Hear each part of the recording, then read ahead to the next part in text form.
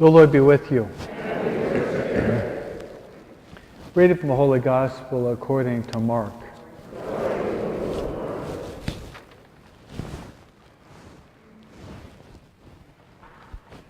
As Jesus was passing through a field of grain on the Sabbath, his disciples began to make a path while picking the heads of grain. At this the Pharisees said to him, "Look, why are they doing what is unlawful on the Sabbath?" He said to them, "Have you never read what David did when he was in need and he and his companions were hungry? How he went in the house of God when Abiathar was high priest and ate the bread of offering that only the priest could lawfully eat, and shared it with his companions.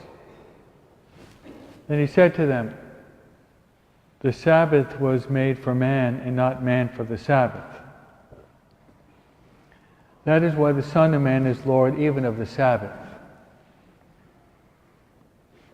The Gospel of the Lord. Praise to you, Lord.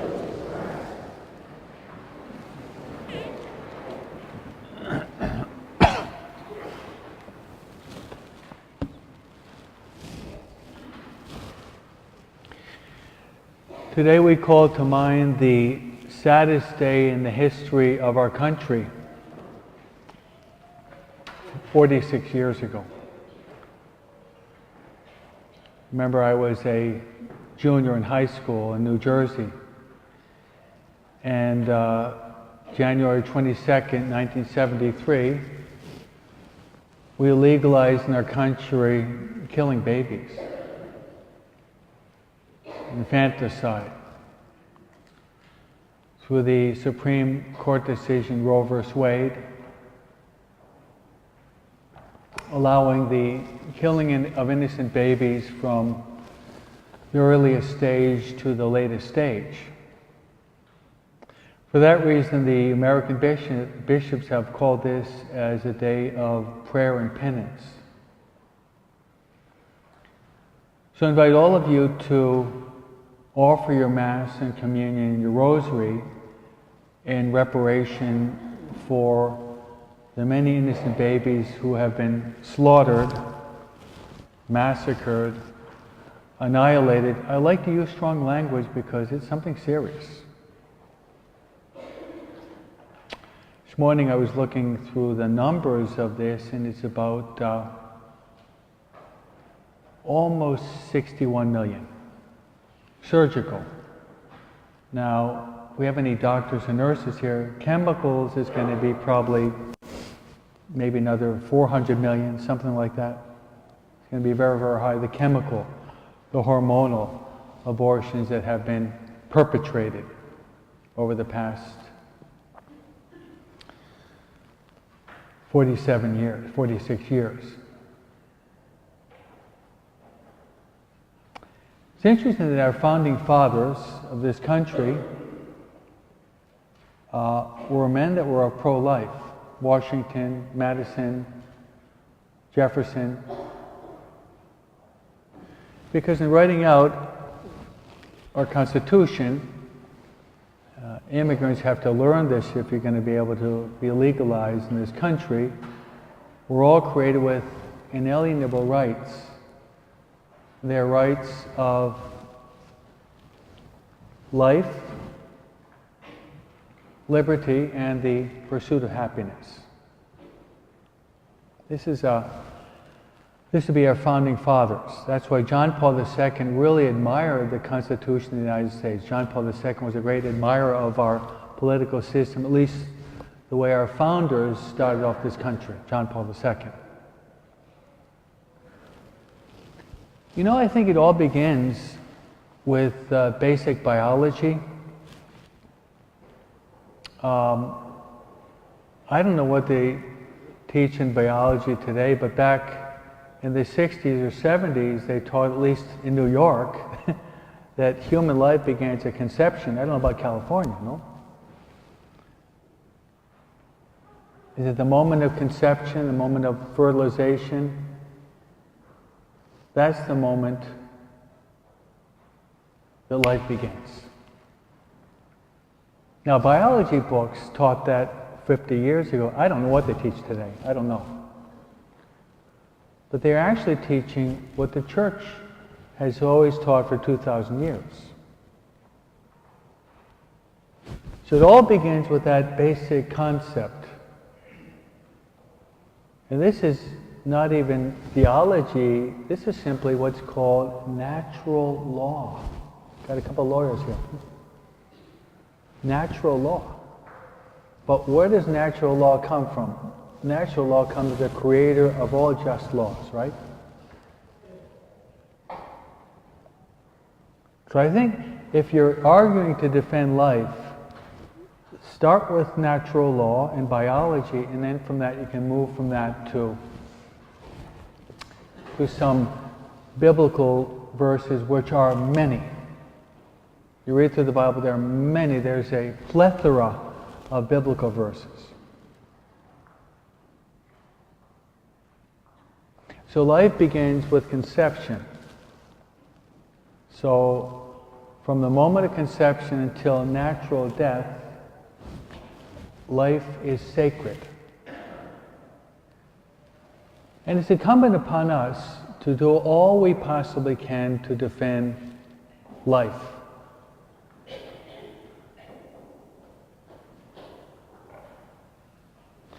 Now, Americans are very aware of the danger of bullying. Okay? You know what bullying is? Is when you have a smaller person that's being taken advantage of by a bigger and stronger person. Pretty good definition, right? Maybe it's not Webster's, but I like to define things in very easy words that everyone can understand. A smaller person is being taken advantage of by a bigger and stronger person. And all of us are offended at that. What would happen if you had a son or daughter that was 5 or 6 years old, and you had 3 cholos that were beating up your son that were 5 or 6 years old? What would you do? You would be infuriated, wouldn't you? You'd be infuriated, and you would probably try to tackle those cholos. You'd probably call 911. Or if I were attacked, I could call 911. I could maybe get a couple of friends to defend me, or I could run. So I'd have 3 outlets. But the baby in the womb is the most bullied person in the American society. I repeat, the baby in the womb is the most bullied person in the American society, because that baby can't defend himself. He can't. So I'm going to give you 2 suggestions. First is this. In the 70s in New York City, early 70s, there was a man who was responsible for 80,000 abortions. 80,000. He was titled as the king of abortions. He was a Jew, and his name was Bernard Nathanson. Maybe you've heard of him. Bernard Nathanson.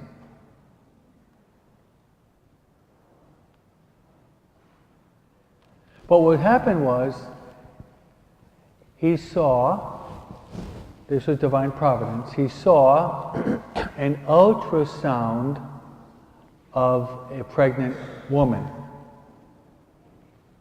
And he saw the baby moving within her womb.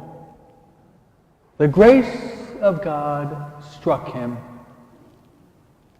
and from that moment on, he never did abortion again in his life. He had a Damascus experience. Remember Paul on the road to Damascus?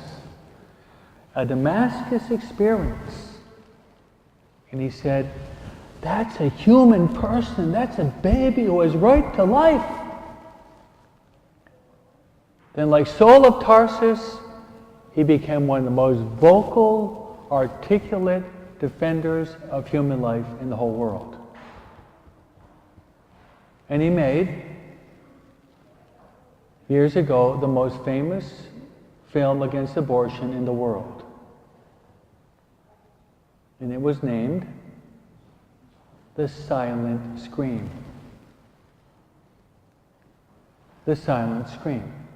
Why was it called The Silent Scream? Is because when the baby is being aborted, there are many different types. There's saline solution, the suction method. I'm not a doctor or nurse, but I know a little bit. When you've got the suction method, some of you have heard that. I've got some nurses or doctors here. The suction method is you apply like a vacuum cleaner, which pulls and rips and tears the baby to pieces. And that baby actually experiences that. She experiences the pain. When she's being pulled out of the womb of the mother, she opens up her mouth and she cries out. But her voice is not heard. The silent scream. The silent scream. The silent scream. And as a result of this man, who was a Saul of Tarsus, was converted to the Catholic faith.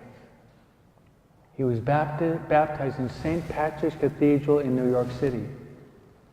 And he became a Catholic and one of the most articulate speakers and best writers defending human life in the country. And 2 years ago he died. So I'm going to suggest, among many things, try to promote the use of the ultrasound. Do you hear me? Try to promote it.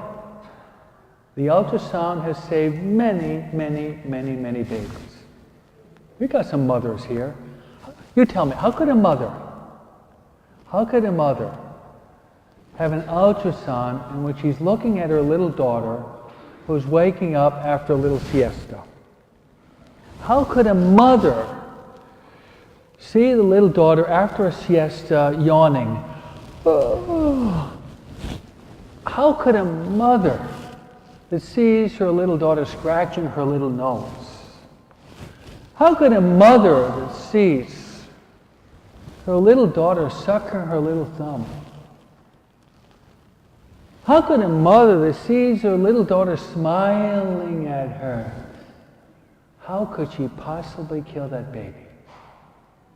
So we have to do all we can, my friends. All we can to defend human life.